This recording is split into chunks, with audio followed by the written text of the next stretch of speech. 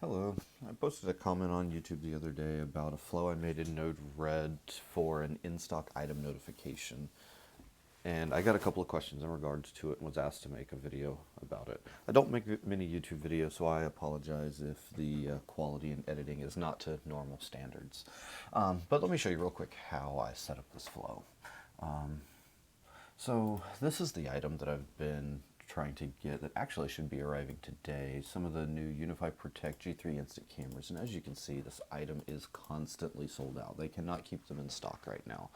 I wanted to find a way to get notified when the item became logged in because these in-stock notifications that Unify provides weren't sufficient. By the time I got the notification, the item was out of stock again.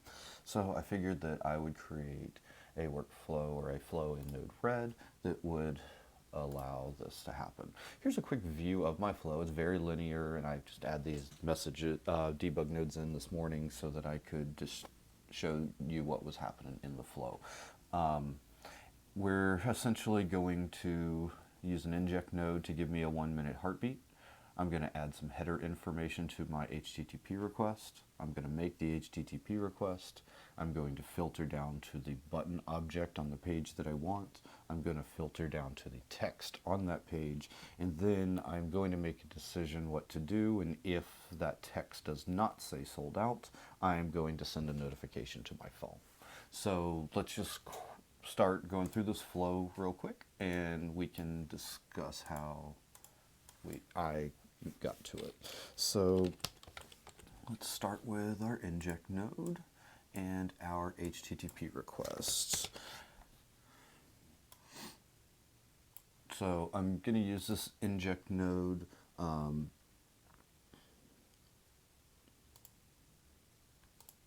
as an interval to allow me to start pulsing every 60 seconds.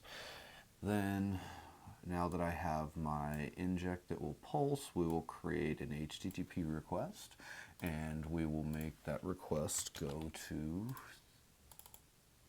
the site for the camera. Now, we won't get too far here, and I'll show you exactly why. Let's make sure we're capturing the whole message in our debug, and deploy this out, and send our request. You notice we're getting a 403 back. After doing some searching, I found that this 403 is being caused by not including header information that would typically come from a web browser when it's making that request. So let's figure out that header information so that we can get that added as well. So the best way that I figured out how to do this was to pull up your developer console and go to the network tab. From the network tab, go ahead and refresh the page so that we can get all of the elements as the page loads, and go up to the first element in the page. This is going to be your main URL, and here you're going to notice that we have all of our request info and all of our response headers. The only thing that we're really concerned with is our user agent. The user agent value is going to be what we need in order to get this request to respond to us. So let's copy this user agent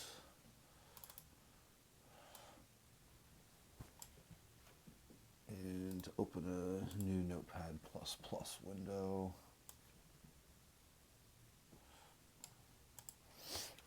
And put, oh, we did not get that info we needed.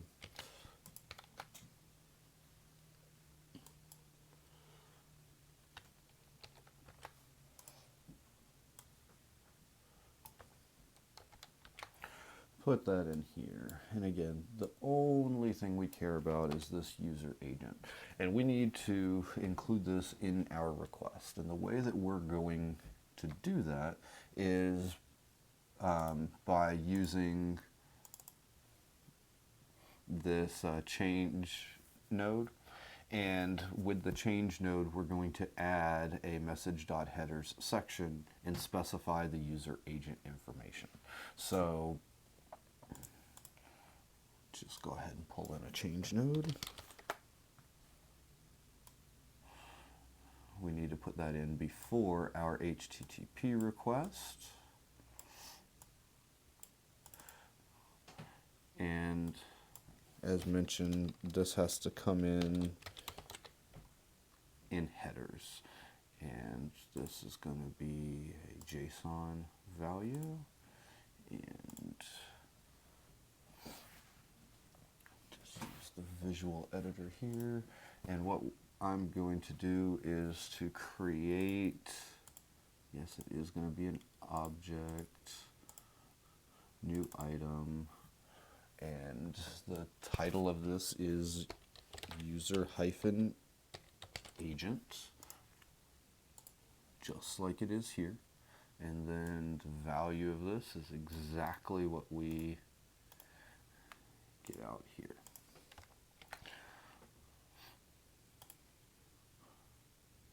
So now that we're telling it that we're a web browser, let's redeploy this and see what our message now looks like. Excellent, we're getting a 200. So now that we're getting a 200, we should see that we start getting the entire HTML body of the page that we're wanting to look at, which is exactly what we need. So now that we know that we're getting the body of this page returned, we need to figure out what part of this page we need to start inspecting so that we can narrow down our search. So the easiest way that I found to do this with this page, since I have a button that currently says sold out, I can look at other items and see what the text will be when the item's available, but I know that the text will not be sold out, so that's what I'm going to build my query on. I'm going to find this button, find the text on it, and just wait for that text to change. So I'm going to use the select and select this item here. You'll notice as I'm hovering over it right now, but the item is called button.btn.btn-full. It also shows me the name of it right here in the class now that I have selected it. So again, it's a device type of button in a class of btn-full. So let's only look at this object and see what our results then come out to be. So in order to get that filtered down to only using that object, I'm going to use the JSON filter on this request. And it's pretty simple, since we know that we're getting all of the HTTP info into the payload. We're just going to have this apply. Oh, I apologize. This should be an HTML node because I'm parsing the HTML on the page. I greatly apologize, guys. And since I don't typically make videos, I'm not going to edit that mistake out. Again, we do want to query the payload, but right here, the selector, we need to tell it what we're looking at. Well, we're looking at that button.btn.btn-full is the name of that object. I'm going to leave this on the HTML content of the elements and leave it on as a single message containing an array and send that to the payload. So we know that the data that we care about will be going to the payload. Let's hook this up, see what we're now getting out of this and how useful this is to us. So let's clear this and deploy.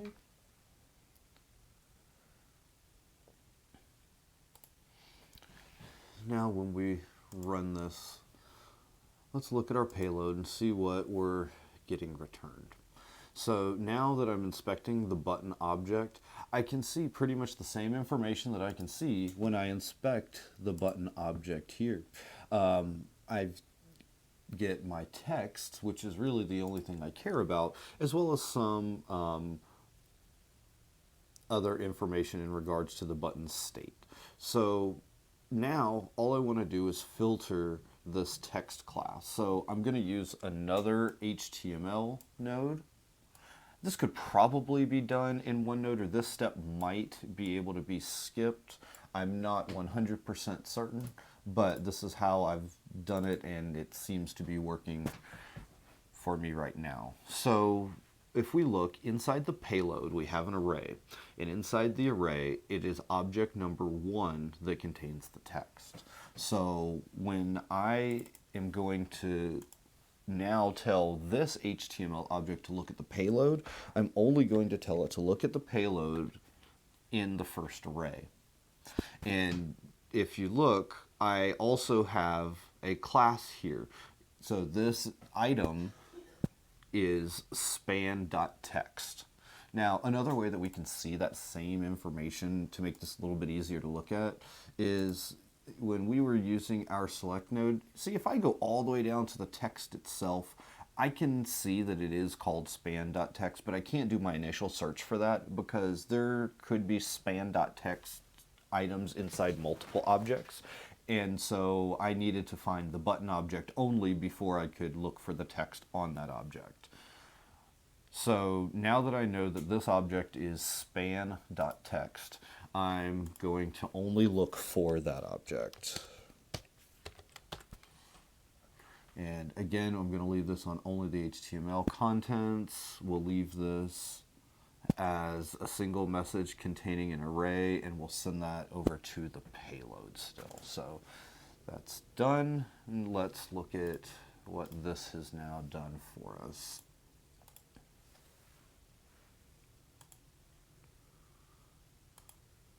So right now our payload is getting a single object in an array, and it is giving us the text that we want. And that's great. Now, since I know that I'm only selecting one array object, I am going to go and change one setting about this HTML node, and that is the output option. I'm going to go ahead and tell it, instead of sending a single message and putting every object in an array in the payload of that message, to just go ahead and send me multiple messages. I know I'm only expecting one, so I'm only going to get one out, but then my payload won't be an array, and it will be a string instead. So let's take a quick look at that. And now we can see when we get our payload out, we're just getting a payload text string telling us that that item is sold out. So now we just need to build a little bit of logic on what to do with the value of this text. We're getting it to update every minute. So now we just have to go ahead and make a decision on what to do. So let's use a switch node to do that. Drop the switch node in. And what we're going to do is we're going to examine the payload. We know that we're going to be looking for a string saying sold out. So let's just add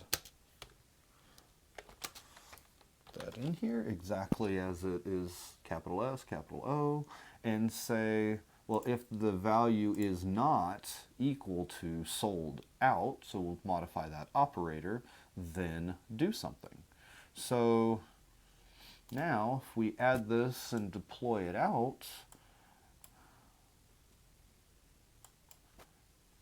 and run our flow, it triggers, everything just ran, but we're now getting no output.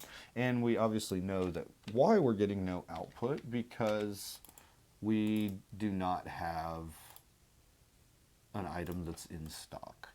We're still getting that message that it's sold out, so we are not passing that along. And just to give you a better view of that, I added a second debug node so that we can still capture the payload here. So as we trigger this, we see that the message.payload debug node is still seeing the sold out flag, but that is not being passed by the switch node because the item does equal sold out. Now, if this filter were misspelled or something like that, if I added an extra character, now the values would not match. So when we ran the node, it would pass through. So this is our catch. So if this item is in any other state, that button says anything other than sold out, then it is going to send this message through. So now when it sends this message through, well, what are we going to do with it? Well, we're going to now use a call service node because we want to start getting this information back into Home Assistant. And for this instant, the way that I wanted to get this notification was I wanted to get a notification to my mobile device. So we're going to use the notify domain in order to do that. And I'm going to go ahead and select the mobile device that is my phone, my OnePlus 6T. And now we just have to format the data that's going to go in our message. Now, there is a little bit of formatting involved here, and I'm just going to kind of copy and paste over what I've already been using for this, and we'll kind of walk through exactly what it is. So first, this is for an Android notification. iOS notification, the format will be slightly different, but you can still get an actionable notification with a link that you can click on in iOS. I just have Android devices, so that's how I'll be showing the demonstration today. So in this demonstration, I'm adding a title, and I'm just putting camera in stock. And the message, I'm just passing in the message payload. So whatever the message payload happens to be at that time, it won't be sold out, it'll be whatever the text is. It might be add to cart, it might be anything. Then I'm adding an actionable button on here, and that button is going to then open a web page or a URI option. So I just put open product page, and for the URI value, I put in the same URL that we used for the main product page.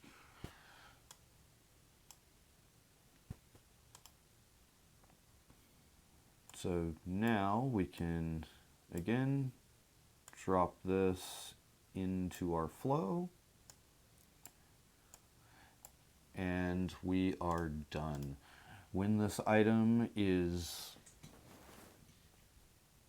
not in stock, it will send us a notification. Now, for the sake of demonstration for this video, let's go ahead and say if the item is sold out, we want it to pass a notification. I quickly turned on debug information for the call service node, so that way we'll be able to see this when we run it.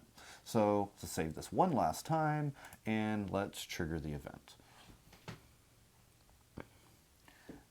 Sorry, I hit the call service too quickly after refreshing the nodes, and you'll notice if you do that, you do get this attempted without connection to server. So let's just trigger one more time. Now we do see that we get a notify event is triggered. And yes, my phone did get a notification just now telling me that camera in stock. Since we did not actually get any usable info here, it's just telling me that the item is sold out. But I do get the usable notification. So I hope this information is helpful. So I will go ahead and set this back to not sold out for now, and I will wait to see when this camera comes back in stock again. Maybe I can grab a second one. Well, that kind of concludes the information that I wanted to share with everybody today. So thank you so much for your time, and I hope that this video is a sufficient response to show you how I made this possible. Thank you, and have a great day.